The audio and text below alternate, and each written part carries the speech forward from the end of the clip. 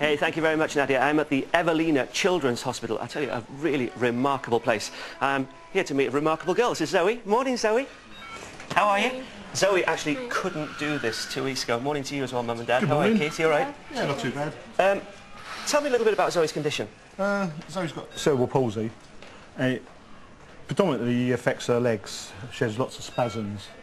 Also, prior to the operation, she used to cross her legs, didn't she? Yeah, and walk on tiptoes, like a ballerina, and her little toes used to bend underneath. For the last 5 years, she's been walking on tiptoes. Right. When she's been in the walker.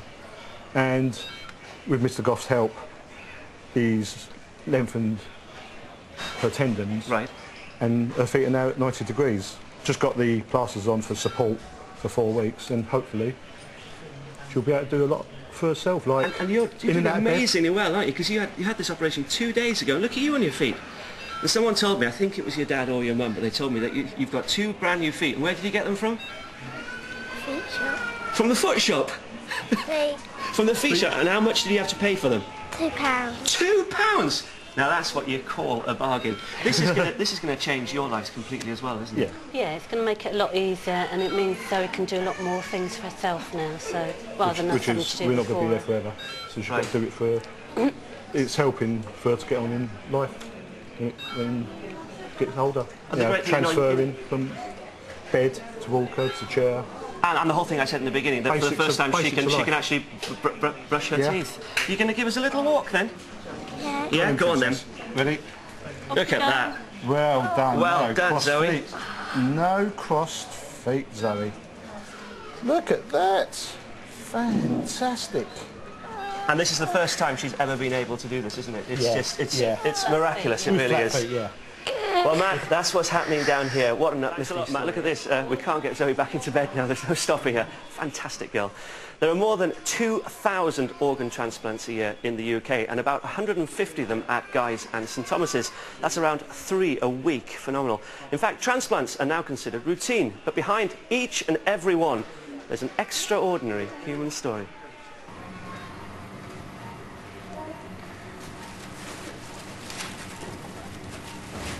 Although we do quite a number of these operations, I still feel really keyed up for this. Every single one makes me feel nervous again, just like the first one did. Never becomes routine, simply because of the expectations and the possibilities for a normal life for the person lucky enough to get this kidney. Very much indeed. That's lovely. Thanks. Thank you.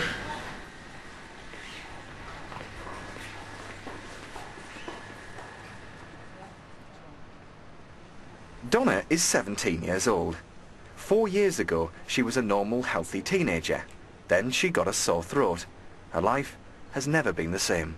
It's sort of like an autoimmune disorder that's triggered by a common throat virus, quite possibly, but there's still a lot of unknown around it. And just her immune system has attacked the kidneys. It's quite scary to watch her like that. I don't think Donna remembers just how poorly she was at that time, and the result is with Donna having both of them removed.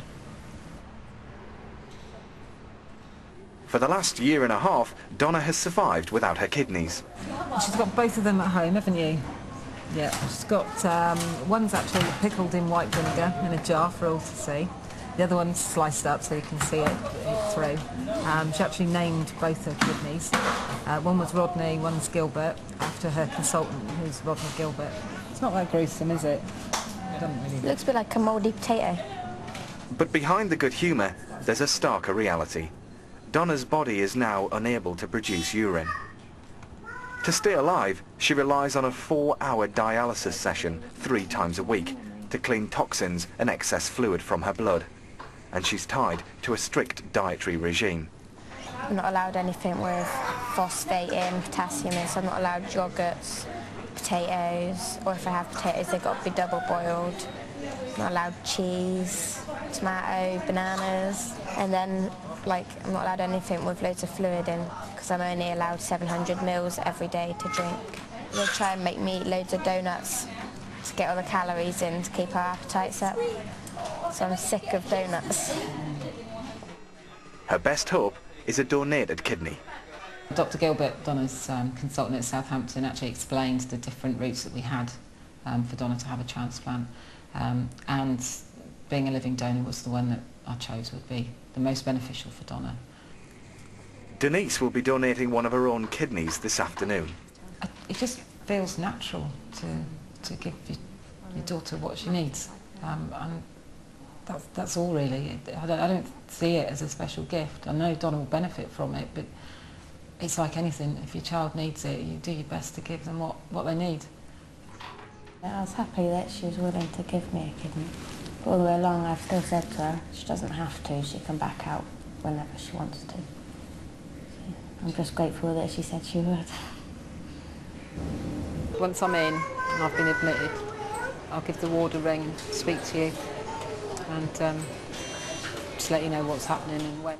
While Donna remains in Evelina Children's Hospital, her mother's kidney needs to be taken out by a specialist team at Guy's Hospital, a mile across London. No, okay, love you loads. Love you too.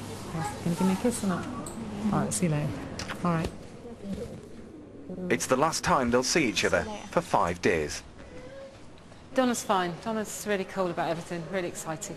I think she's pretty nervous, but she's trying to bottle it all up for the rest of us so that we don't get upset.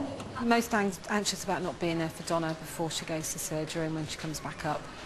Having been there each time for her, it's going to be difficult, not giving her the hugs and that. Amazing, isn't it? Donna and Denise both face major surgery, yet they're each more concerned about each other. Wonderful human spirit. Let's hope neither of them has anything to worry about. We'll find out later. There we go, phase 1 complete, but will phase 2 be a success? We'll find out later. This is Michelle. A star is born with her parents. Michelle, as I said earlier, has a 1 in a million brain condition. She's off for an MRI scan today. She's not phased at all. How are you two feeling? Not too bad. It's really the results that are going to be important, because this is the exploration for the DBS to see whether she's suitable. How difficult has it been for both of you living with Michelle's condition? It's had a huge impact since she was diagnosed last year. Everything about life's changed. Things you used to take for granted, you can't now. Where she used to ride a bike, she can't do that anymore. Can't go for walks. Everything has to be planned around Michelle. But she has 3 specific things that she'd like to change about herself, doesn't she? She would.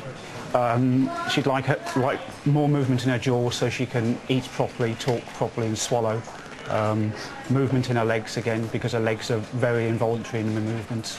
And also in her arms, so again she can help herself writing and everything else. Well, thanks for now. Also here, Dr. Lynn. Good morning to you, Dr. Lynn. First time we've seen you this morning? That's right. Tell us a little bit about Michelle's condition. Okay, well, she has a condition called Haller-Walden-Spatz disease, or NBIA1. It involves deposition of iron into the deep structures of the brain. I've got a scan here which actually demonstrates the sort of picture that we're looking at. Can I come around to you? Hold on. Absolutely. Sorry, Dan, thanks. Here in the centre of the brain is the area of blackness, which is the iron deposition. It's called the eye of the tiger sign. Imagine that this looks like a tiger. I think it looks more like a lion, actually, but the eye of the tiger.